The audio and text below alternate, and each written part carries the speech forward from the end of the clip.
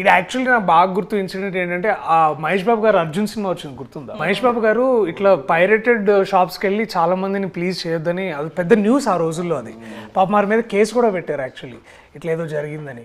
So ఆ time నుంచి నేను కూడా తెలుసుకున్నాను, అంటే దట్ మహేష్ బాబు గారు చేసిన ఆ ఒక్క ఇన్సిడెంట్ వల్ల నాకు నిజంగా నేను ఆలోచించాను. ఎందుకంటే I was huge film lover, కానీ సినిమాలు ఎక్కడ చూడాలి, ఇట్లా సిడీలోనే చూసేవాళ్ళం కదా.